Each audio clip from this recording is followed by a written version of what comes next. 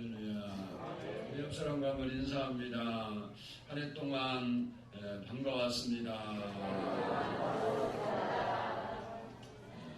내년에는 더 반가울 줄로 믿습니다. 오늘은 금년 마지막 날입니다. 이제 한 시간 좀 후면 새해를 우리가 맞게 될 것입니다. 이 시점에서 한 해를 살아온 우리의 심정이 어떠한가 한번 돌아볼 필요가 있습니다. 좋은 일도 있고 나쁜 일도 있겠지만 지나간 한 해를 우리가 돌아보면서 우리가 꿈꾸고 계획했던 것들을 얼마만큼 이루었고 또 우리가 놓쳐버린 것은 무엇인가. 아마 사람마다 마음속에 여러 가지 생각들이 많이 있을 줄로 압니다. 세월이 더없이 빠르다는 사실을 새삼 느끼는 분도 있을 것이고 어떤 분들은 한 해를 내가 무엇을 하다가 이렇게 빨리 보내버렸을까라는 자책감도 드는 사람이 있을 겁니다. 또한 원치 않았지만 인생이 후퇴하고 내 삶의 하늘이 흔들려서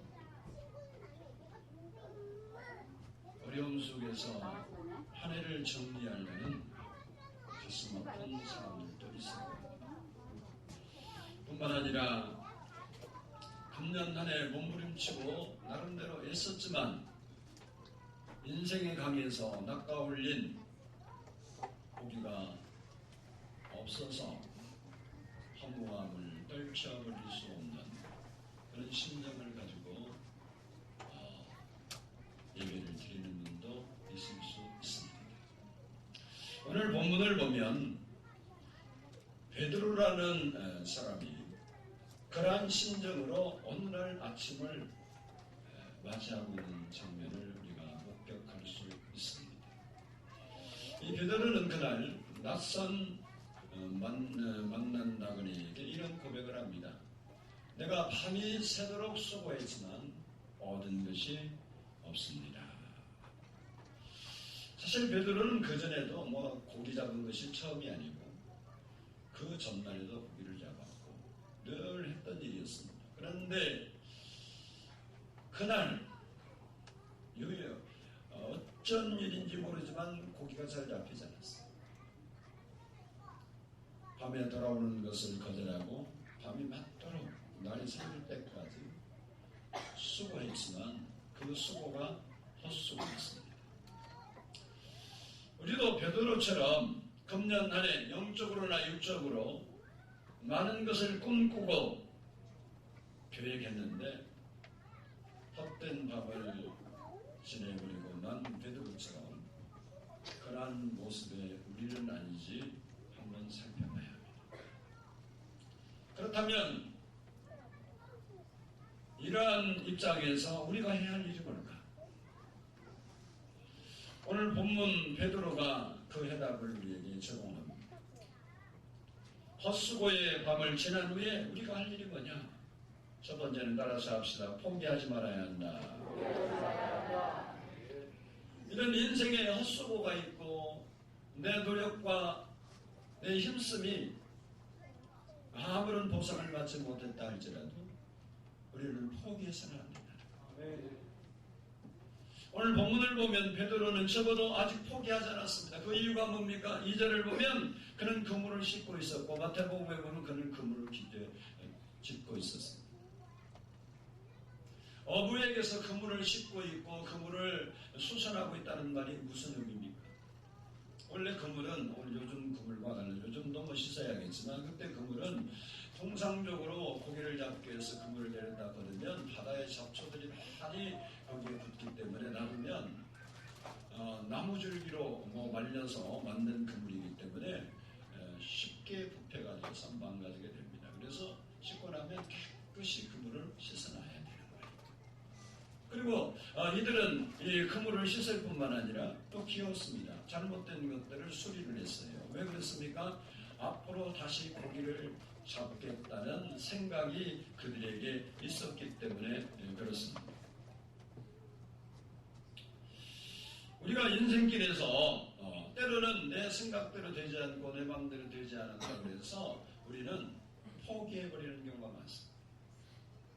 그러나 내게 헛수고의 밤과 같은 실패의 밤이 지나갔다 할지라도 우리는 절대 포기해서는 안 된다. 예수님께서 세상에서 가장 쓰기 어려운 사람이 누구냐? 한번 따라서 합시다. 자기 인생을 포기한 사람이다. 그러나 사회가 나를 버리고 형제들이 나를 버리고 마포불백이 되어도, 이게 마포불백이라는 말이 무슨 얘기냐? 마누라도 포기한 불쌍한 백수라는 얘기.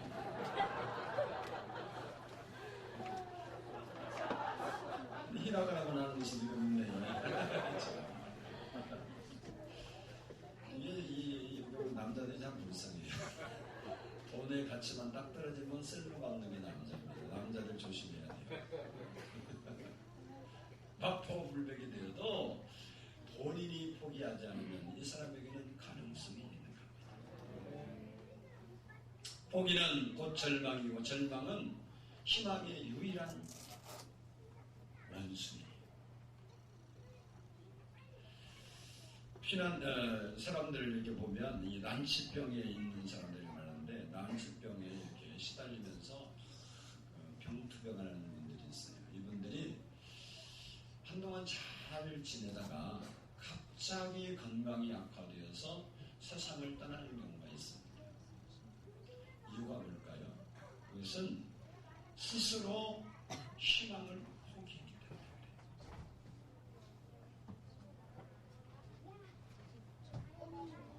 스스로 희망을 포기했기 때문에 그 사람은 빨리 죽어버린 거예요. 그런데 반대로 어떤 사람은 아무리 위중한 질병이 있음에도 불구하고 생명을 끊어놓지 않고 지어지다가 기적적으로 갑자기 회생해서 살아난 사람도 있습니다. 이유가 뭘까요? 포기하지 않아서 그렇습니다. 포기라는 것은 우리 인생에 배추 포기 말고는 해서는 안 되는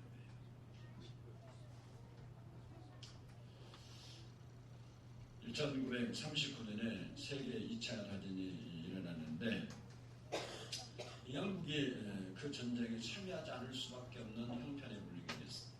그래서 영국이 2차 다전에 참여하게 되고 영국 국민들이 전쟁의 공포와 절망에 시달리게 된 게 1941년경인데 왜냐하면 전세가 불리하게 됐어요. 그래서 영국의 사람들이 전세가 불리하고 희망이 없어 보이니까 절망에 빠졌어요. 그때 수상이 여러분이 잘 아는 위스턴 처칠인데 1941년 10월 29일 런던에서 약 40분 떨어진 모교에 이 처칠이 방문을 합니다. 그 학교에 갔을 때 그 청소년들이 내일의 희망이 없다 보니 공부를 하는 사람이 없어요. 그런 아주 절박한 현실에 살고 있는 그 학생들을 모아놓고 이 처칠 수상이 인류 역사상 가장 강렬하고 짧고 인생적인 연설을 합니다. Never give in, never, never, never. 결코 포기하지 마십시오. 결코. 여러분, 포기하지 않으면 우리는 새해 새 경험을 하게 된다는 사실. 여러분이 1년 동안 살아오면서 혹시 포기하고 싶었던 일들이 있을지라도 여러분이 포기하지 않는다면 우리에게 새 역사가 쓰여질 줄로 믿습니다. 두 번째는 헛수고의 밤을 지난 후 우리가 할 일이 뭐냐? 따라서 합시다. 예수님을 초청해야 한다. 우리 3절, 본문 3절을 같이 한번 읽어보겠습니다. 3절을 띄워주시고 3절 시작. 예수께서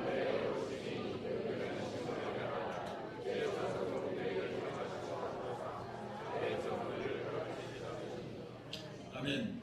베드로의 절망이 희망으로 바뀐 시점이 언제냐? 예수님께서 그 배에 오르신 후부터 그렇게 됐습니다. 상황적으로는 예수님께서 그 배를 쓰시기를 청했고 베드로는 자기 배에 예수님을 초청해 드린 겁니다.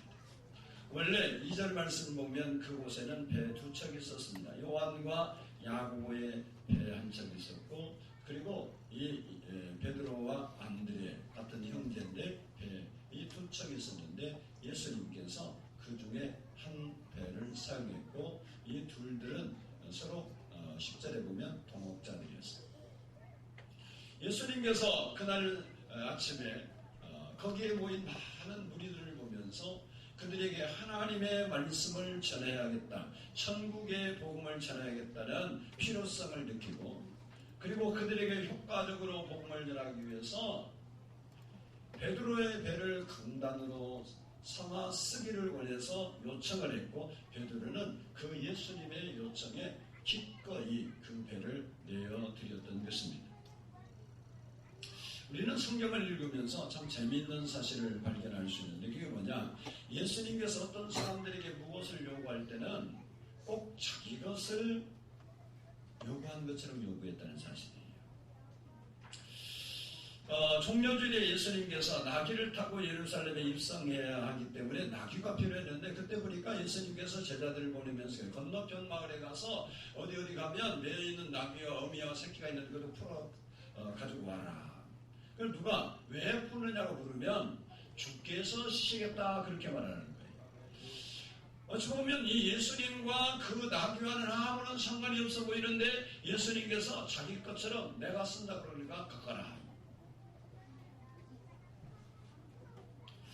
뿐만 아니라 한 번은 6월절이 다가왔을 때 예수님을 따르는 무리들이 11명만이고 많이 있었어요, 사실은. 그러다 보니까 6월절을 지킬 만한 큰 방이 필요했는데 방을 구하기가 뭐 자기 동네도 아니니까 어려운 거예요, 어려워.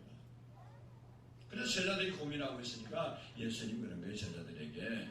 너 성내로 들어가서 물동이를 지고 가는 사람을 만나는데 그 사람을 따라가라. 가서 그 집 주인에게 말하기를 내가 나와 내 제자들이 네 다락을 쓰겠다고 말해라. 그거 좀 빌려주세요. 그런 게 아니고 쓰겠다는 것입니다. 도대체 예수님이 누굽니까? 모든 것을 아시고 모든 것을 소유하시고 우리 인류의 주인 되신 하나님이시다. 그래서 우리는 하나님께 기도할 때 뭐라고 기도해요? 주여. 그렇게. 오늘 본문에도 8절을 보니까 베드로가 예수님 앞에 엎드려서 말합니다. 주여. 신학적으로 이것을 예수님의 주인 되신 주권이라고 합니다. 우리가 예수님을 주인으로 섬기고 예수님의 주권을 인정한다면 예수님이 내 삶의 주인인 것을 인정하고 내 삶의 모든 부분에 예수 그리스도를 초청해야 마땅한 것입니다. 베드로처럼 예수님 내 배를 쓰시옵소서, 내 집을 쓰시옵소서, 내 돈을 쓰시옵소서, 내 시간을 쓰시옵소서, 내 존재를 쓰시옵소서. 이것이 기적의 시작이라는 겁니다. 이것이 실패를 믿고 일어서는 그리스도인의 비밀인 것입니다. 한 해 동안 살면서 실패했다고 여겨지는 인생의 그 부분에 예수님을 주인으로 초대해 볼 생각이 없습니다. 만일 우리 예수님이 참으로 여러분 인생의 주인으로 초대만 된다면 이제 기적이 시작될 것입니다. 우리는 그 기적을 기대해도 된다는 것입니다.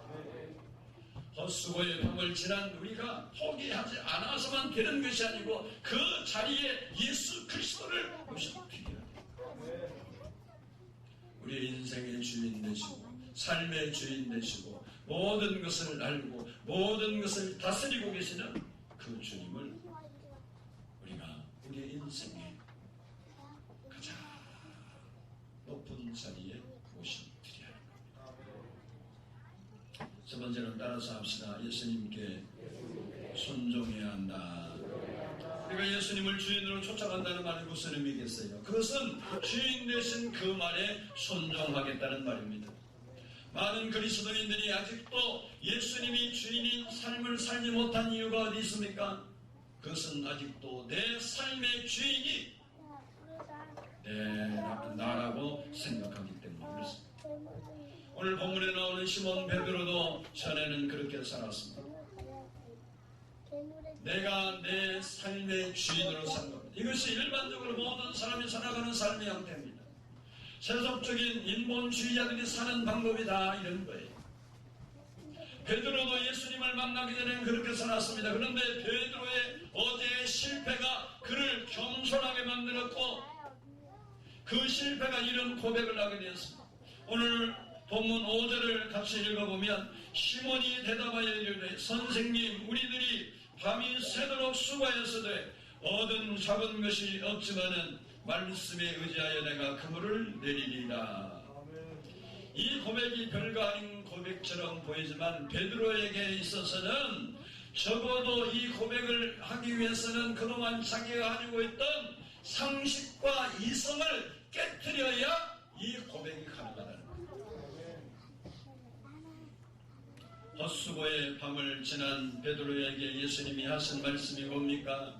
그것이 오늘 보면 6절 4절 보면 깊은 데 가서 그물을 내려 고기를 잡으라는 거예요. 일반적인 상식에 따르면 해가 뜬 후에는 깊은 곳에 가서 그물을 내려도 고기를 잡을 수 없습니다. 그런데 예수님은 그 상식을 파괴하는 명령을 베드로에게 내리고 있습니다. 놀라운 사실은 뭐냐면 갈릴리 바다에서 태어나서 갈릴리 바다에서 자라고 그 고기가 언제 어디에 있는지도 알고 있는 전문가 베드로가 아마추어인 예수님의 말씀에 손녀갔다는 것은 놀라운 일이에요. 자기의 상식과 자기의 경험과 자기의 노하우와 자기의 지식을 내려놓고 내가 밤이 늦도록 수고했어도 얻은 것이 없지만 내가 주님의 말씀에 의지해서 그물을 내리겠습니다 하고 자기의 상식과 이성을 깨뜨렸다는 것은 놀라운 일이고 그 결과가 오늘 본문 6절을 보면 그물이 찢어지도록 고기가 잡혔다는 것입니다. 기독교 신앙은 결코 상식과 이성을 무시하는 종교가 아닙니다. 그러나 기독교는 이성과 상식에 매여있는 종교도 아닙니다. 기독교의 신앙은 이성과 상식이 실패한 그곳에서 상식을 뛰어넘는 일을 이루어내는 종교가 기독교입니다. 그래서 일찍이 파스칼은 이런 말을 했습니다. 참된 신앙은 이성을 십자가에 못 박는 것이다. 참된 신앙이 뭐냐? 내가 생각하는 이성적인 것, 사람이 가질 수 있는 최고의 지성이 이성, 그 이성을 십자가에 못 박는 것이 신앙이라는 거예요. 금년 한 해 여러분의 이성과 상식으로 최선을 다했지만 아직도 내 인생이 코너에 몰렸다고 생각하는 분들이 계십니까? 이제 내 이성과 상식을 내 이성과 상식의 우상을 깨뜨리고 인생의 참 주인 되신 예수님 앞에 엎드려 이런 고백을 해보시지 않겠습니까? 주님 이제부터는 아니 새해부터는 주님의 말씀에 의지하여 내가 그물을 내리겠습니다. 더 이상 과거처럼 나의 잘난 것, 나의 자랑하는 판단력, 나의 경험에 의존하지 않고 주님의 말씀에 의존하여 순종하며 살겠습니다. 참된 고백이 이루어진다면 베드로가 경험했던 기적이 우리의 기적이 될 것입니다. 사실 주인 되신 하나님을 따라 내 판단력만을 가지고 인생을 살아가는 것이 죄인의 삶입니다. 오늘 본문 말씀을 보면 베드로가 예수님을 만나 기적적인 역사를 체험하고 그가 예수님께 엎드려서 고백하는 게 이런 거예요. 내가 죄인입니다. 우리가 하나님을 인정하지 못하고 사는 삶, 그것이 죄인의 삶입니다. 참된 주인 되신 예수님을 우리 인생에 모시고 살면 어떤 일이 일어나겠습니까? 예수님이 우리의 삶의 주인이 되고 그 예수님과 함께하는 우리의 인생길이 열어진다면 우리에게는 두 가지 사건이 일어납니다. 첫 번째는 축복을 이웃과 나누며 사는 인생이 열리게 됩니다. 오늘 본문 말씀을 보면 찢어지는 그물에 넘쳐나는 거기 때문에 친구의 배를 불러서 거기에 채우는 모습을 볼 수 있습니다. 이것이 바로 축복의 근원된 성도의 삶입니다. 두 번째는 사람의 영혼을 낚는 어부의 인생을 살게 된다는 것입니다. 오늘 본문 말씀대로 이제 후로는 내가 사람을 취하리라 라는 말씀 그대로입니다. 고기를 많이 잡아 고기를 팔고 그래서 아파트 평수 늘리고 좋은 차 사고 잘 먹고 잘 사는 것으로만 인생을 만족할 수 없는 인생이 열리게 된다는 겁니다. 나를 통해 이웃들이 구원받고 변화받고 새 인생을 사는 이 재미로 인생을 살게 된다는 겁니다. 이보다 세상에서 가치 있고 의미 있는 일은 없다는 사실입니다. 사람을 낚는 인생을 사는 것이 중요합니다. 베드로에게 이런 기적을 베푼 것은 사람을 낚는 어부가 되라는 거였어요. 우리의 삶의 목적이 영혼 구원이 있어야 된다. 사람이 최후의 후회가 뭘까요? 목적이 결여되고 저급한 목적을 위해서 인생을 허비했다고 생각할 때 후회하는 인생이 될 것입니다. 오늘도 주님은 우리를 찾아오셔서 우리의 인생의 밤이 헛되지 않게 하기 위해서 우리를 부르고 있습니다. 나를 따라 오너라. 내가 너희로 사람을 낚는 어부가 되게 하리라. 사랑하는 여러분, 무엇을 결심하고 새해를 시작하겠습니까? 여러분의 한 해를 돌아보면서 이제 새해를 맞기 전에 여러분의 인생의 진정한 주인이 여러분이었습니까? 예수 그리스도였습니까? 여러분은 1년 동안 여러분의 힘으로 살았습니까? 주님이 주시는 힘으로 살았습니까? 새해를 우리가 맞이하면서 한 번쯤 깊이 생각하고 나의 삶의 주인 되신 예수 그리스도를 내 삶의 주인으로 모셔드리고 새로운 결단과 새로운 각오로 새해를 시작함으로써 후회 없는 인생을 살 수 있는 2017년도가 되기를 주의 이름으로 축복합니다. 기도하겠습니다. 사랑의 아버지 하나님 감사합니다. 오늘 또 이렇게